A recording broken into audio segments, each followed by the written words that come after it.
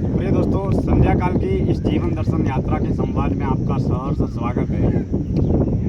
आज के संवाद का विषय है कि हम अपने जीवन में सुख और दुख, सफलता और असफलता, निराशा और उत्साह, धूप और छाव, आने वाली तमाम स्थिति परिस्थिति को अगर हम होश में रहकर साक्षी भाव से उसे देखने का, साक्षी भाव में जीने का अगर प्रयास और अभ्यास करें तो साधक सुख और दुख में समानांतर अवस्था में रह पाएगा और साक्षी भाव में जी पाएगा।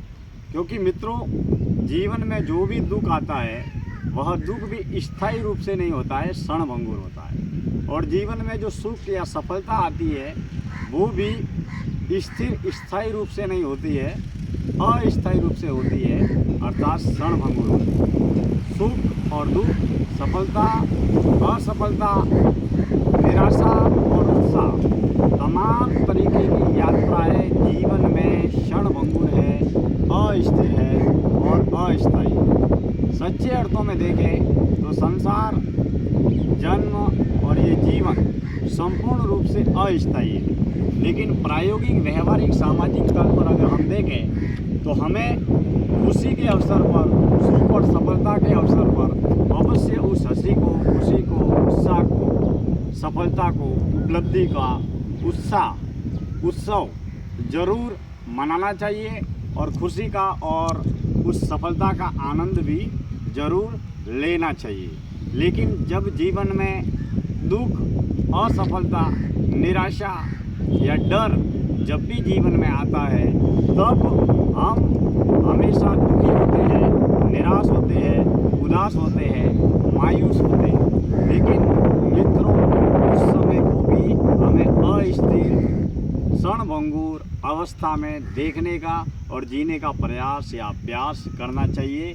क्योंकि जीवन मात्र एक यात्रा है जिसमें सुख और दुख, सफलता और असफलता मात्र एक जीवन के पड़ाव है।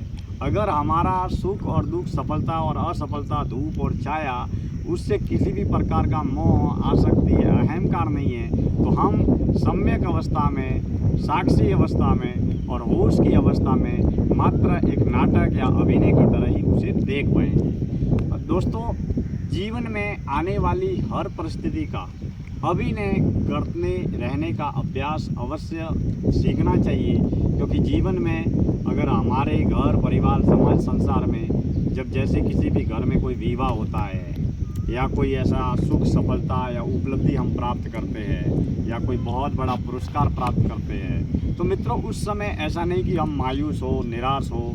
उस समय उस खुशी को उस समय अवश्य बदलना चाहिए। उस समय हमें उसे जश्न की तरह देखना चाहिए, खुश भी रहना चाहिए, प्रसन्न भी रहना चाहिए और उसे उत्सव की तरह देखना चाहिए। जैसे मान लीजिए किसी के घर में, परिवार में, अपने घर परिवार में जब भी विवाह होता है तो हम नाचते हैं, गाते हैं, खुशियाँ मनाते हैं, मिठाइयाँ बांटते हैं, मिठाइयाँ खिलाते हैं, ढोल थाली पर नृत्य करते हैं, डांस करते हैं। लोग, रिश्तेदार, मित्र, पड़ोसी हमसे मिलते हैं, गांव वाले, समाज वाले सब हमसे मिलते हैं, हम उनसे मिलते हैं। क्योंकि विवाह एक खुशी का अवसर है, लेकिन उसे भी मात्र एक अभिनय की तरह भीतर के तल पर देखना चाहिए। क्योंकि हम मानते हैं कि साधक अपनी आंतरिक आध्यात्मिक यात्रा में तमाम तरीके के सुख और दुख, सफलता और असफलता के अभिनय करता है। मात्र जब खुशी का, सुख का या सफलता का या शुभ अवसर होता है उस समय अवश्य खुशी में शामिल होना चाहिए, खुशी का उत्सव भी मनाना चाहिए, खुशी को देखना भी चाहिए, खुशी को जीना भी चाहिए और खुशी को, सफलता को जीने के साथ में उसका आनंद भी मनाना चाहिए। लेकिन हम अगर उसे भीतर के तल पर, होश और साक्षी के तल पर देखने, रहने और जीने का प्रयास करें तो मित्रों, जितना हमारा सुख कम होगा उतना ही हमारा दुख कम होगा और जितना ही हमारा दुख कम होगा उतना ही हमारा सुख कम होगा। क्योंकि सुख और दुख का आधार जो है वो व्यक्ति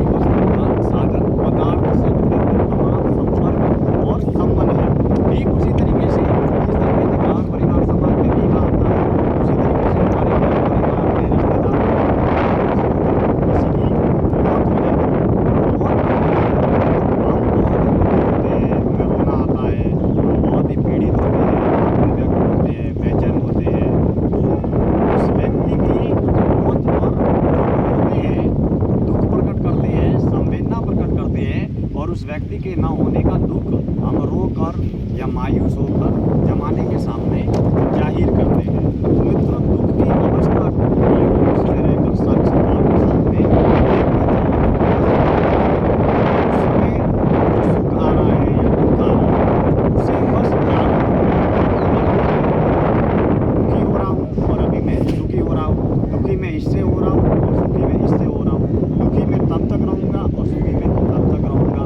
अगर उस अवस्था को, दर्द पीड़ा की अवस्था को, निराशाजनक अवस्था को हम होश में रहकर साक्षी भाव में रहने का और जीने का अगर प्रयास करें तो सुख और दुख के दोनों पहलुओं में हम सम्यक समानांतर अवस्था में जीवन को देख पाएंगे और जीवन को जी पाएंगे।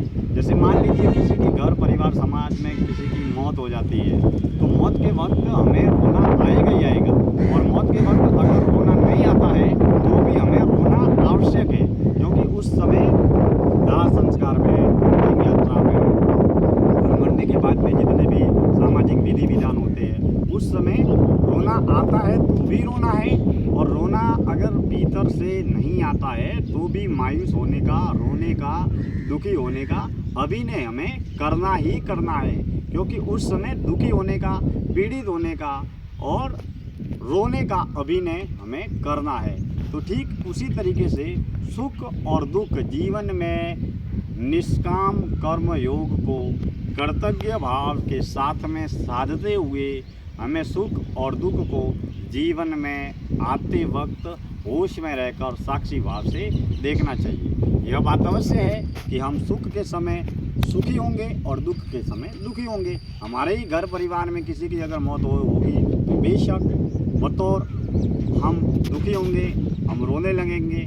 अगर हमारे ही घर में कोई अच्छे अंकों से उत्तीर्ण होता है या किसी को अच्छे प्रतिशत प्राप्त होते हैं या कोई बहुत बड़ा पद या पुरस्कार मिलता है तो हमें खुशी स्वाभाविक तल से होगी। अगर हम साधक है तो भी होगी, हम सांसारिक है तो भी होगी, या हम किसी भी स्तर पर किसी भी तल पर रहते हैं या जीते हैं, हमें खुशी अवश्य होगी। लेकिन खुशी को और मायूसी को, सुख को और दुख को केवल साक्षी भाव से देखना चाहिए। अभी मैं सुखी हो रहा हूँ, सुख भी क्षणभंगुर है, अभी मैं दुखी हो रहा हूँ, ये दुख भी क्षणभंगुर है। अर्थात चलने वाली नियमित निरंतर यात्रा में सुख और दुख दोनों आते जाते रहेंगे। उसको बस केवल सम्यक अवस्था में, साक्षी अवस्था में देखते रहना है।